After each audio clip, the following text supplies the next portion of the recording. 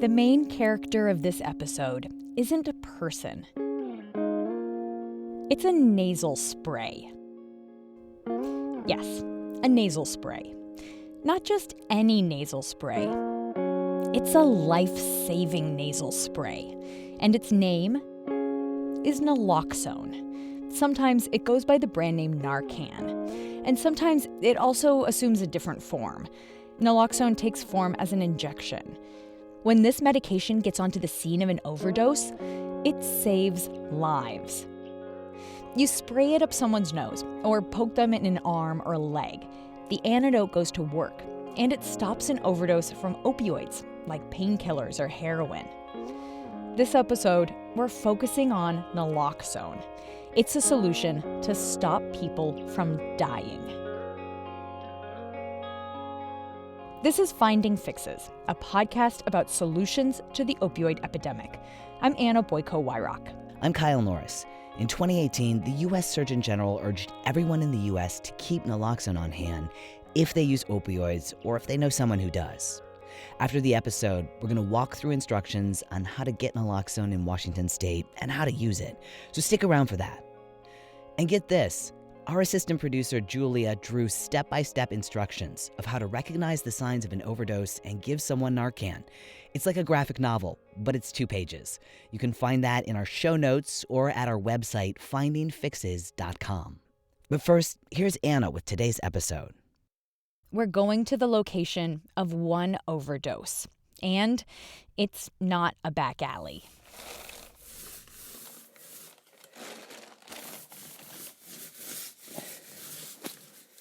So today is Saturday, March 10th. Debbie Warfield recorded this for us on her phone. I'm standing in our son Spencer's room, who died from an overdose October 14th, 2012. Spencer was 24. He was 6'5" and a track and field star. And I finally decided that this is the day that I'm going to come in and kind of go through his room and decide what needs to be done and what I'm going to do with some of his things. I still have all of his clothes and shoes. He loved tennis shoes. He had a size 15 foot. Debbie lives in a neighborhood with manicured hedges near the waterfront, where every house just looks perfect. Her son Spencer died in this room. It happened overnight, and Debbie didn't get to him until too late. She says she feels guilty because no matter what the family did, it wasn't enough to keep him alive. I've taken everything out, and I'm just starting to paint the walls.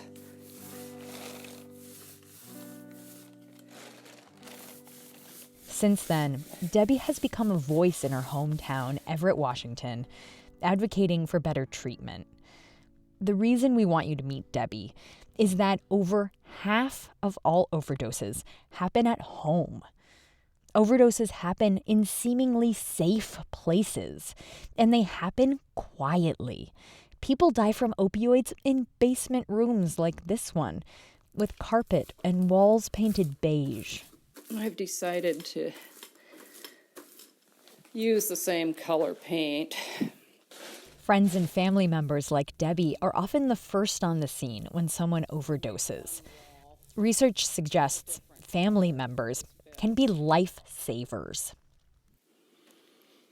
So that's kind of what I'm doing on this Saturday, and always being in Spencer's room, just all the memories and all the hopes for him. It's just really difficult to go through, so anyway, I'm going to get back to my painting, and I will check in later.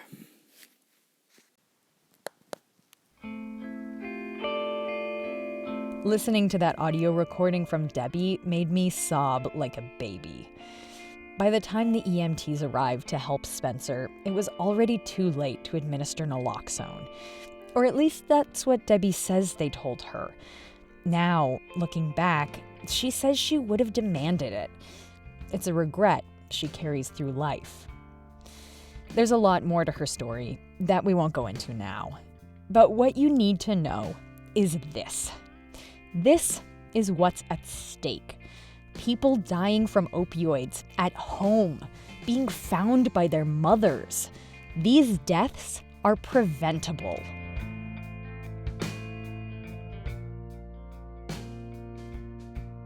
For the past 3 years, Snohomish County has been getting Narcan into the hands of everyone they can. Law enforcement, first responders, even librarians.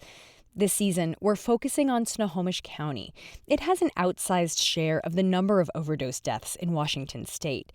Also, Snohomish County is the only county in the country that's treating the opioid epidemic like a natural disaster. Narcan is part of its response. We got a look at how they're doing that, about 30 miles north of Seattle, in suburban Linwood, Washington. It was a sunny spring evening. It's like the first real sunny day in a long time, so thank you for coming here tonight. Amy Austin stands at the front of a packed meeting room. Almost every chair is filled, and people are standing in the back, taking notes. She holds up a small white plastic spray bottle and squeezes. It's just one click, and that's it. A mist of liquid squirts a few feet into the air. That's Naloxone, the star of this episode. Amy works for Snohomish County, and her job is to educate the public about opioids, doing community trainings like this. She walks the audience through some bullet points on how to recognize the signs of an overdose. The person will have pale and clammy skin. They could have infrequent or no breathing. They'll have a deep snoring or gurgling sound, sometimes considered the death rattle, and they're not responsive to any type of stimuli. Opioids like painkillers and heroin slow the body down. Too much slows your breathing down, way down. Overdosing is kind of like dying of suffocation. Your fingernails turn blue, you turn pale, you can't breathe, and you don't respond when someone yells at you. Amy explains how Naloxone works with some PowerPoint slides of a brain with little animated balls that pop onto the top of corkscrew, ice cream cone-looking shapes. They represent what's going on in your brain. The takeaway is that an overdose happens when your brain is filled with more opioids than it can handle. The opioids have attached themselves to every available receptor in the brain. So what Naloxone does is it knocks the opioids off the receptors. That lets you breathe again. By the way, Naloxone is only for opioid overdoses. It doesn't work for other drugs like cocaine or meth. This slide is very telling. This is last year. At that training, one PowerPoint slide really stuck out to us. It shows the number of patients who came into the local ER recently because of an overdose. The reason I think this slide is so telling is, look at this. Amy points to the slide. It shows the ages of the patients. Close to half of people who overdosed were over the age of 60, almost half of ODs. So who can overdose on opiates? Anybody. Anyone that takes an opiate is at risk for an overdose. That includes prescription painkillers. You don't have to be on heroin to overdose on opioids, even accidentally. So I can't remember if I took a vitamin this morning. If I've got 17 pills that I need to take and, unsure if I've taken them, it's a high risk that I would maybe take another one. And that's where an overdose could occur. So the county has started going to senior centers and doing Naloxone trainings there. Over the past 3 years, Amy and her colleagues have trained about 2,000 people across the county in workshops like this, and the county has distributed over 1,300 doses of Naloxone. At the end of the evening, the trainers hand them out for free, one box with 2 doses. Okay, all right, thank you very much for coming. I'm glad you could join In us. the audience are members of the public. They have a lot of reasons for wanting their own box of Naloxone, or Narcan. The idea of having something in my pocket or in my car, if I see an incident happening, that I could actually intervene. Wow, maybe I can actually do something to help somebody. Everybody should have Narcan, definitely. It should be something that's in every medicine cabinet, I think, and in every home, because look at all the ways that overdoses can happen. I've worked with homeless people for many years, and I still do, so it's a good thing for me to have with me. The producers of this podcast carry Naloxone too now. We put our signatures on a piece of paper and walked out with our very own small white box. I got it because I've seen people injecting heroin in doorways around Seattle, and we spend a lot of time with people who have opioid addictions. I keep one vial of Naloxone in my purse and another in the bag with all my radio gear. I think of it kind of like a defibrillator or a fire extinguisher. It's a good feeling to know it's around, and if it really came to it, I could save a life. Our team hasn't needed to use our supply of Naloxone or Narcan so far, thankfully. But one woman we're following in this podcast has a bit of experience with it. Hallie Martin has used Naloxone to save her boyfriend Monty McGarry from a heroin overdose 3 times. I don't feel safe, I guess, without it. It does ultimately save lives. Here's the story of their most recent save. We were at the Holiday Inn Express on 128th here in Everett. And for some reason we always used in the bathroom. And then he was in the bathroom for 10 minutes, hadn't come out, and it was quiet. It was pretty quick before he blacked out. So I walked in there and he was just sitting on the toilet, slumped over with the needle still in his hand. The needle had literally gone all the way in. So I ripped the needle out and he didn't wake up.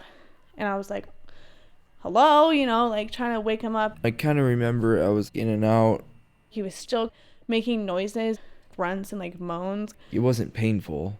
And I was like, are you okay? It felt like a dream, and she was talking to me, and I remember he wasn't saying anything. He was just kind of it feeling like a dream. And I was like, do I need to get the Narcan? But everything was black. Usually when I would say stuff like that, he would be like, no, I'm fine. Kind of snap out of it. But he didn't. So I went out and we had a box with all our stuff in it, and there was 2 Narcans. I've heard people talk about near-death experiences and them seeing all this different stuff, but it was, I don't know, it was all black for me. Okay, I'm putting this in your nose now. An overdose is black. So I did it. And he didn't really wake up, so I went and got the other one and did it in the other side.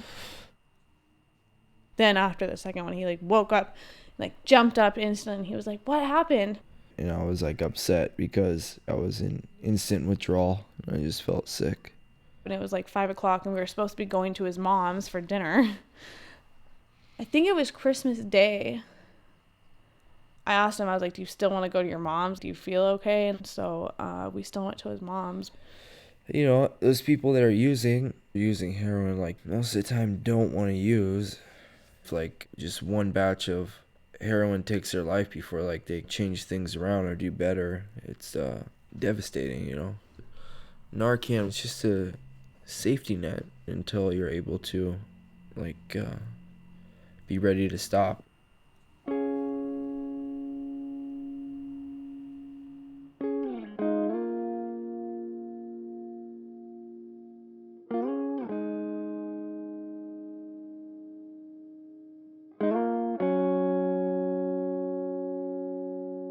Hallie and Monty decided to stop using drugs on Valentine's Day, 2018. By the time this episode was recorded, they hadn't used drugs for 7 months.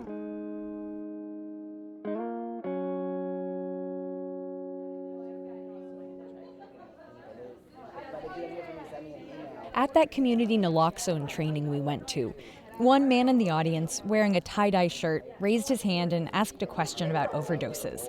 We caught up with him after the training. Richard Rucker is afraid his son will overdose. He says his son is on heroin. He did Percocet, whatever he can get his hands on, for probably 6 years, and then decided he would move up to heroin because it's a lot easier to get and it's a lot cheaper. Richard drove over an hour to get to that training, that sunny day recently. He says the workshop brought up a lot of emotions for him. You know, sometimes I wake up in the morning really worried and concerned, and, you know, I cry and call people to talk to them about that, and all I can do is really hope and pray that he'll rise up, his spirit will rise up and speak through his addiction. I don't know what to do, you know. Richard took the time to come down here to get the opioid antidote, but he was looking for more help for his son. After the workshop, he grabs Amy Austin, the trainer, and gets her card. And are they interested in looking into services, or are they kind of in a place where... He's not in that place yet. Mm-hmm. Okay. Richard says his son doesn't want to go to treatment. Is there a chance that he would be willing to, meet? I mean, if we met at a Starbucks. Amy wants to just chat with Richard's son, explain the options that are available. You can call, but if you do send me an email, I will get back to you and let you know. In the end, she says she'll email Richard some information about Ideal Option, the network of clinics we talked about in episode 1. Thank you, Amy. Thank you. Naloxone is a way to keep drug users alive until they are ready or able to seek treatment. But it can't treat addiction. Before we wrap up, how do we evaluate how well distributing naloxone works? Here are some stats. Last year, Snohomish County did a study of overdoses that happened over 1 week in July. About 70% of people were saved by naloxone. This year, they repeated the study, and again, over the course of 1 week, 70% of people who overdosed were saved by naloxone. Both years, a lot of people were saved without anyone calling 911 at all. Caleb Bantagreen researches drug treatment and overdose prevention at the University of Washington in Seattle. His research confirms what we've learned. Give naloxone to family and friends. A lot of the effort in the last 5 years has focused on police and first responders. In our work in Washington State distributing naloxone, though, we're finding about 1% of the naloxone we distribute to police is actually used in reversing an overdose, as opposed to more than 25% of the naloxone we distribute to people who have opioid use disorder and their friends and family. Did you catch that? This expert is saying, if you give 100 cops Narcan bottles, you may save 1 life. But if you give bottles of the antidote to 100 people, moms like Debbie, dads like Richard, and drug users themselves, you will save 25 lives. So this idea about getting out naloxone to that broader group of people is really important and likely to have a bigger impact.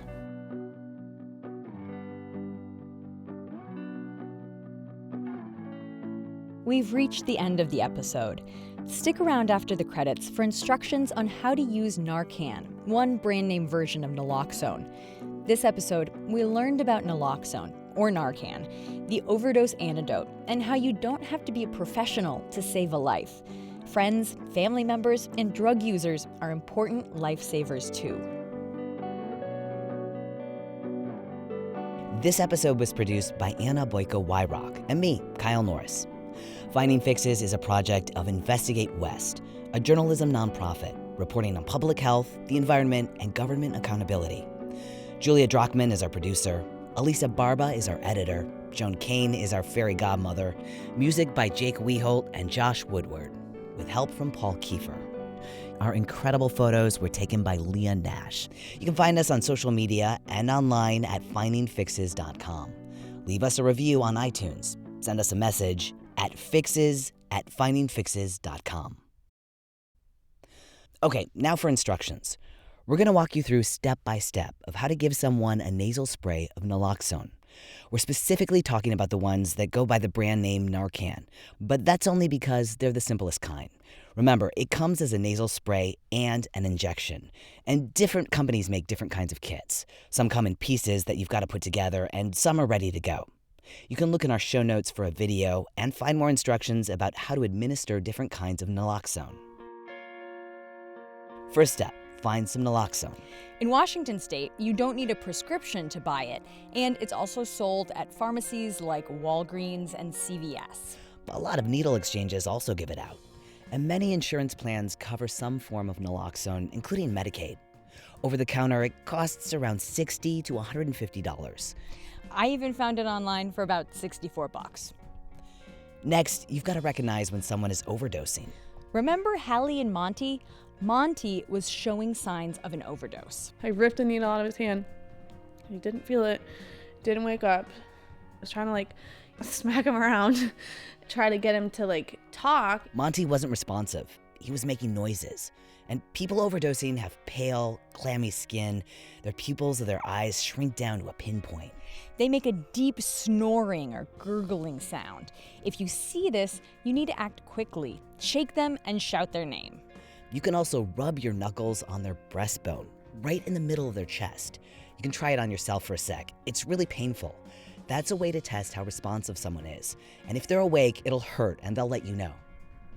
So I'm taking my knuckles here and I'm putting them right in the middle of my chest where there's this bone. And it really hurts. You don't have to push down very hard and it's really uncomfortable. Our expert, Caleb Banta-Green from the University of Washington, calls it a sternal rub. If you know somebody is an opioid user and they're unconscious and you can't wake them up after giving them a sternal rub, you should assume they're having an overdose. And the first thing to do is to call 911. Tell them a person is not breathing. That will get the quickest response.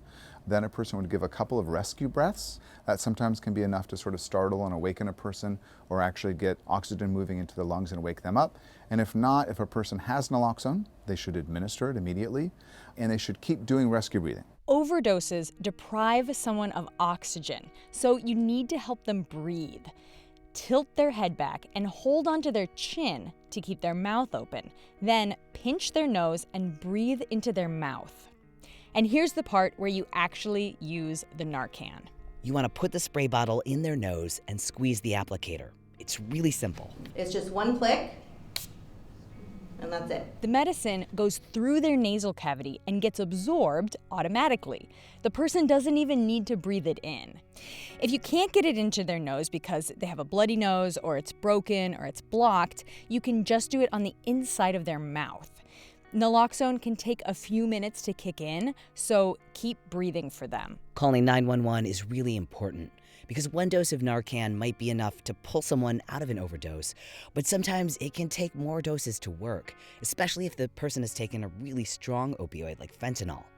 And naloxone wears off after about 30 to 90 minutes, so it's really important to get more help. Stay with them until help arrives. If you have to leave, prop the person up on their side, put their arm under their head, and bend their leg in front of them so that their body stays up. That's just in case they vomit so they don't choke. Narcan makes someone wake up from an overdose, and it makes them go into immediate withdrawal. So there's a good chance they can be mad because they're no longer high. And they might not know what happened, so you're going to have to explain it to them. After the second one, he woke up, jumped up instantly, and he was like, "What happened?"